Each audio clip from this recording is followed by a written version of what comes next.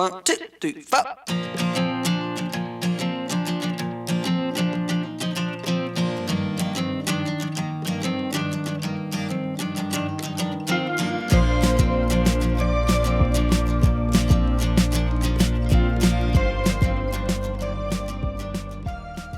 Hi everybody, my name is Zach. I'm a photographer and arts administrator based in Santa Barbara, California.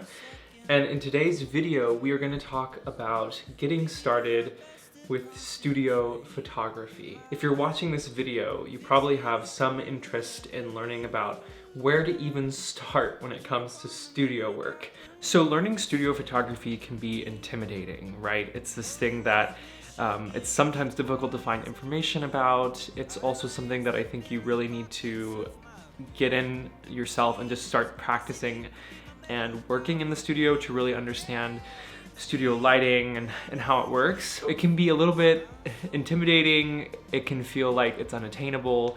It can also be time consuming and kind of expensive, but I think it's definitely possible to get into studio photography even if you don't have your own physical space. If you just have a really small space like I do, this is literally our living room in our 1-bedroom in Santa Barbara. It's small. I mean, I don't have access to a studio. I don't have my own studio space.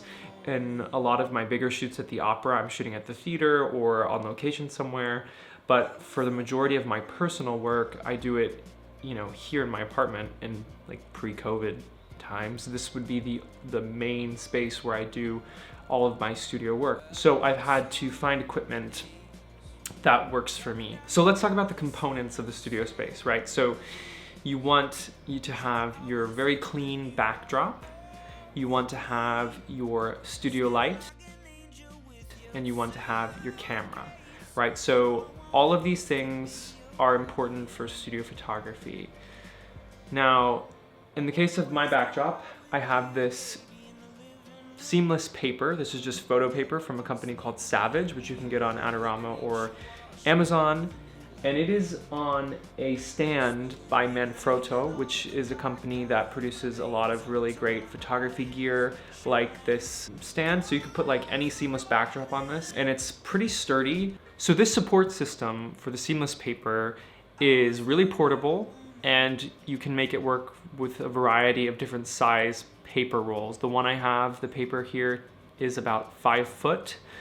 It's a small size because it's for my little space. These paper backdrops come in all sorts of sizes, but I've had up to 10-foot seamless rolls on this same support system. So it's really versatile in that way. It's not the most expensive support system, but it's not gonna fall over on you either. You wanna think about this, like you don't wanna get something that's so flimsy and cheap that it'll just fall over if you put anything substantial on it. This one's not gonna last forever, but it's worked out really well for me so far. One of the most ideal stands to use in a studio is a C-stand, and I have one of those, and you've probably seen them. C-stands are the industry standard. They support a lot more weight, and they're much more versatile. They are expensive, but they're also really useful, and I think they're quite worth it in a lot of cases. So this is the main light that I use in my setup. This is the Profoto B10. It is an excellent studio light. Now, it's kind of hard for me to say that this is a beginner setup when there's a Profoto light in here, and the reason is because these lights are really expensive. So I'm not going to tell you to go out and get a Profoto light. I use them because I rented one to do a shoot for Opera Santa Barbara several years ago and loved it. I love the Profoto ecosystem. I love the footprint of this light, the way it just connects instantly, the way I can control it with my phone. It just works really well. I love the way it's built. It's streamlined. There are so many things I love about Profoto that I just bought into the hype, but it's definitely not necessary. I mean, these are beautiful, beautiful lights, and if you can afford them, I would recommend them 100%. But if you're just starting out, you wanna look at something that's a little bit more budget friendly probably.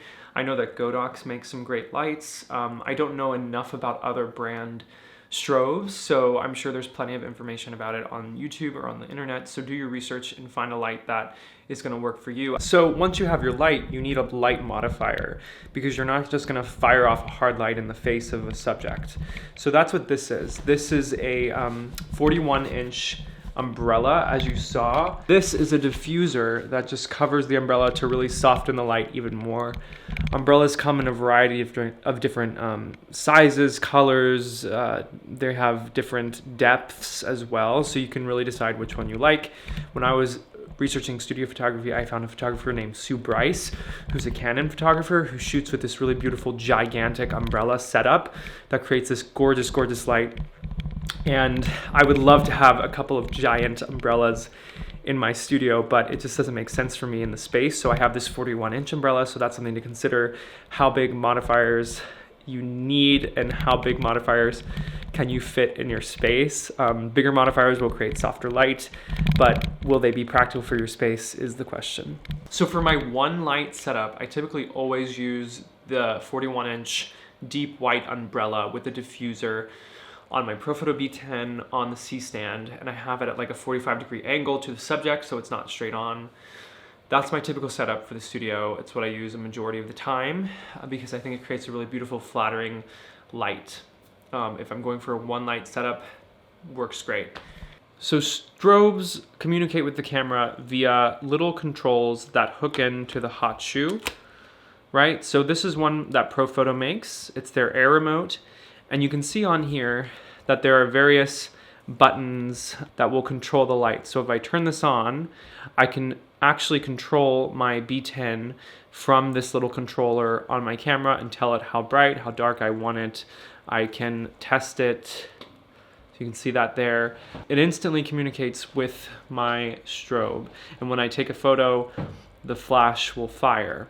This is the newer version, and it's very simple. It only has these 3 controls, and this one is made specifically for Fujifilm. The one I just showed you is made for Canon. Profoto's remotes are specific to the camera systems, but again, this one just hooks in there, and it's so small and only does few options. You know, auto, manual, and off. This one won't work with the EOS R because it's made for Fujifilm, but you get the idea. And the reason that this one doesn't have the buttons to communicate with the actual light is because Profoto also has an app, so you can control the intensity of the light directly from your iPhone, or if you have a phone that uses the app, you can just connect to the light via the app, and I love that. This one's so great. I use it on my X Pro 3, and it's so small and compact, it works really great with that camera.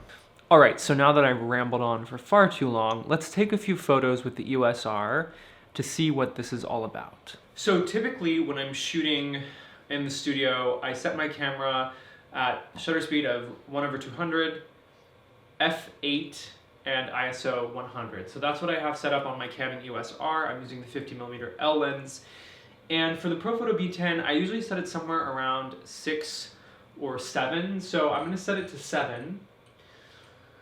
And we're gonna take a shot here.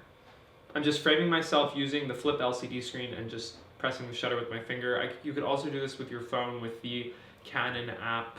And there's a shutter release on there that you can use. But for now, I'm just gonna actually press the shutter button. So here we go. And let's just see how that looked. Actually not bad. I might come a little bit closer to the light and we'll take one more. Yeah, it's looking good. I think the left side of my face is a little too bright, so I'm just gonna bring the light around so it'll capture more of the right side of my face. And let's take another one.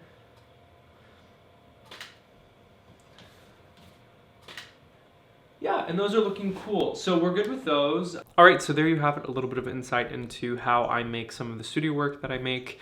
A couple of things to review is, you know, the 3 components we mentioned today for a studio setup. Your backdrop and a stand for your backdrop, your light modifier and a stand for your light modifier, and your camera and a stand for your camera tripod. So those are really like the 3 base components of this sort of studio setup. Remember, you can make it work with very little in a space that is very small. Make it work for you until you're able to get your own studio space or invest in that really high-end equipment. You don't need to put a bunch of money into expensive equipment when you're just starting out. You can just practice with what you have. If you don't have a backdrop, if you don't have the funds to invest in one, you can use a blank wall. If you don't have a studio light but you want to get some practice with indoor lighting, you can use a window even. You don't even necessarily need to invest in a big expensive light to get a studio type look. But as you start to develop the funds to invest in studio gear and start building up your studio equipment, you'll get better, you'll understand things more, and you'll figure out what works for you. So I hope that this video has been helpful. I hope it's inspired you to get started in studio photography however you can. Let me know in the comments if you have any questions. I'm happy to help in any way that I can here on the platform. Thank you so much for watching, and I will see you in the next one. Bye.